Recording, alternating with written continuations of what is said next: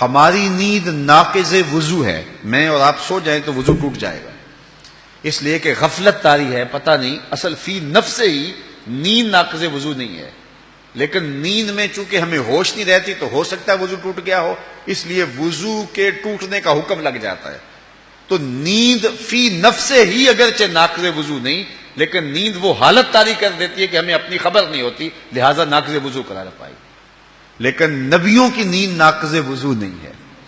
حضور سوتے ہیں تو آنکھیں سوتی ہیں حضور کی، حضور کا دل نہیں سوتا، اس لیے فرمایا تنام عینایا ولا ینام قلبی، میری آنکھیں سوتی ہیں، میرا دل جاگ رہا ہوتا ہے۔ اور لمحہ لمحہ دیدار الہی میں حضور کے قلب اطہر میں کیفیات کا نزول ہو رہا ہوتا ہے۔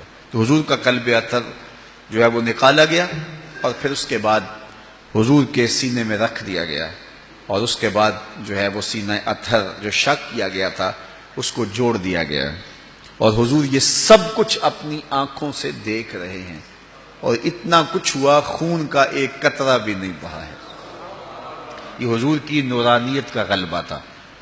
حضور بشر بھی ہیں، حضور نور بھی ہیں، یہ بات ذہن میں رکھیں، حضور بشر بھی ہیں، حضور نور بھی ہیں، چونکہ نور اور بشر میں منافات نہیں ہے، نور کی ضد بشریت نہیں ہے، نور کی ضد ظلمت ہے، یہ بچہ بچہ جانتا ہے۔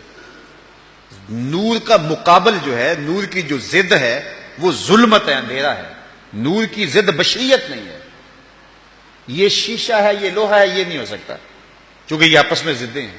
یہ شیشہ ہے، یہ مہنگا ہے، یہ شفاف ہے، یہ خوبصورت ہے، یہ سب کچھ ہو سکتا ہے، چونکہ اس کا شفاف ہونا یہ منافات نہیں ہے، مہنگا ہونا منافات نہیں ہے۔ تو نور بھی ہو، بشر بھی ہو، یہ منافات نہیں ہے۔ قرآن اٹھائیے، جب جبریل امین حاضر خدمت ہوتے ہیں حضرت مریم کے پاس، تو قرآن بتاتا ہے نا فَتَمَثَّلَ لَهَا بَشَرًا سَوِيًّا، مکمل بشر بن کے آئے۔ تو بشر بھی ہو، نور بھی ہو، اور ایک ذات میں دونوں کا اجتماع ہو، ممکن ہے۔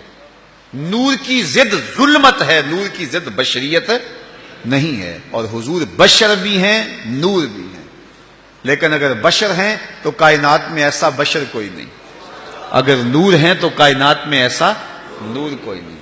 بشر ہیں تو سارے بشر مسجد اقصی میں پیچھے کھڑے ہیں، نور ہیں تو بیت المعمور میں سارے نور پیچھے کھڑے ہیں۔ اللہ اکبر۔ تو وہ شان اللہ تعالیٰ نے اپنے محبوب کو عطا فرمائی۔ تو کبھی بشریت کا غلبہ ہوتا ہے وجود پہ، طائف کے بازاروں میں پتھر آتے ہیں بدن پہ تو خون بہتا ہے، نالین خون سے بھر جاتے ہیں، یہ غلبہ بشریت تھا۔ اور کبھی غلبہ نورانیت ہوتا ہے، نورانیت کا غلبہ ہوتا ہے، اللہ اکبر، تو سارا سینہ چیر لیا جاتا ہے، قلب اطہر نکال لیا جاتا ہے، لیکن خون کا ایک قطرہ بھی نہیں بہتا ہے۔ بشریت کا غلبہ ہے، بھوک لگتی ہے، پیٹ پہ پتھر باندھنے پڑتے ہیں۔ نورانیت کا غلبہ ہے، حضور گزرے، دیکھا تو ایک صحابی پہ لوگوں نے چھاؤں کی ہوئی ہے اور گرمیوں کا موسم ہے، تو حضور رک کے پوچھا کیا ماجرا ہے؟ عرض کی حضور اس نے وصال کا روزہ رکھا ہوا تھا اور اس کی حالت غیر ہو گئی ہے۔ تو فرمایا کہ کیوں رکھا ہے وصال کا روزہ؟ عرض کی حضور آپ بھی تو رکھتے ہیں۔ فرمایا ایکم مثلی، تم میں سے میرے جیسا کون ہے؟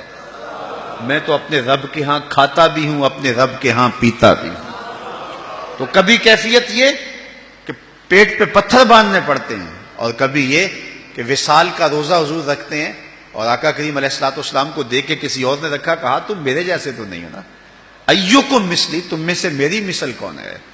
تو اللہ تعالیٰ نے اپنے محبوب کو یہ شان عطا فرمائی ہے۔